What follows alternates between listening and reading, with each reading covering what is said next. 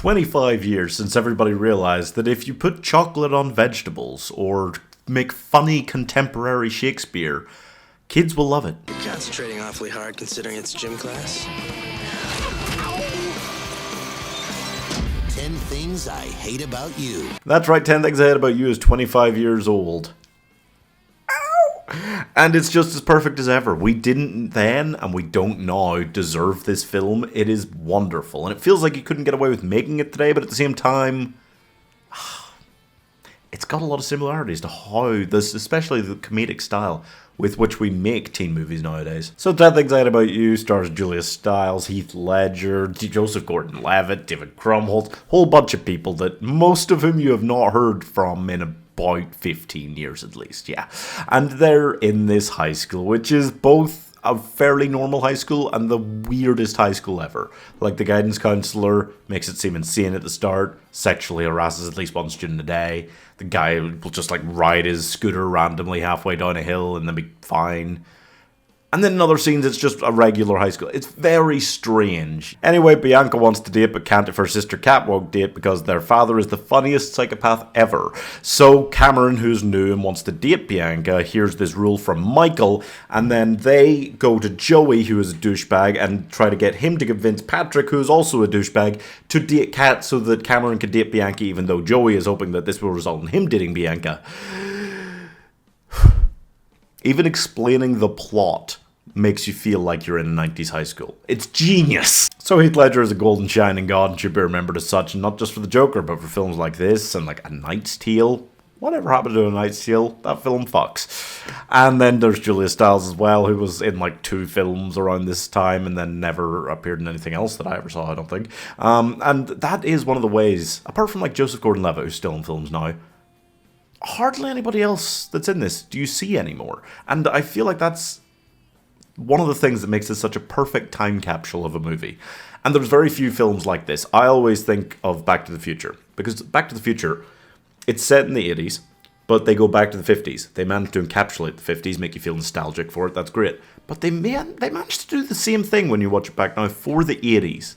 That's incredible. It was set in the 80s, it was filmed in the 80s, it was made then, and yet it manages to perfectly encapsulate kind of life at that time in so many little ways that are really impressive and that you wouldn't think of doing normally unless you're making it for a time way back in the past. And this does somewhat a similar thing. It manages to feel so much like the late 90s, even though it was set and made in the late 90s. Not a lot of films pull this off. It's very hard to explain, but it is incredible. And I love that so much about this. So apart from the nostalgia, both because it's such a great monument to the late 90s and because I've seen it so many times and I just feel nostalgic for this film in general, it is just also a joyous movie. It is fantastic. So many off-the-wall comedy scenes that you don't expect to see in something like this. Scenes that people would say maybe aren't as okay nowadays, but not nearly as many as you get in the 80s movies that people revere. Teen 80s movies, like this should be ranked amongst them now. It's 25 years old. It is still this perfect, joyous, amazing film. I don't see why it's not right up there considered as good as Breakfast Club or Ferris Bueller, because to me it feels like it really is. And maybe I'm just being goofy and silly, but honestly, why?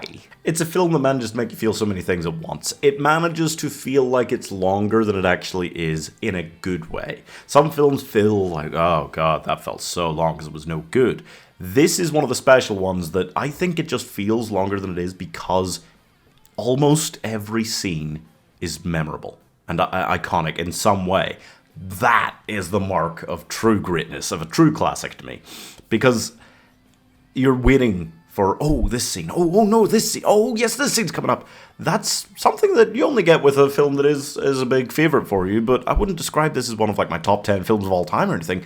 I just think it's that goddamn good in general. The whole blending of Shakespearean dialogue bits with the contemporary stuff, it's nuts, honestly. It shouldn't have worked. If you showed me another film that tried to do the same thing, I'd probably tell you it didn't work.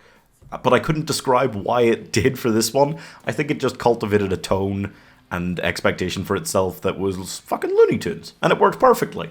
So I'm giving a 90s teen movie that managed to not have anyone need a glow up halfway through 4.5 stars. Most of the movies I review on this channel are the hip new releases and whatnot, but every Thursday, Friday, we do member chosen ones based on throwbacks on terrible stuff, yeah. So if you want to be able to vote for those and find where the channel goes next, then you should buy a channel membership.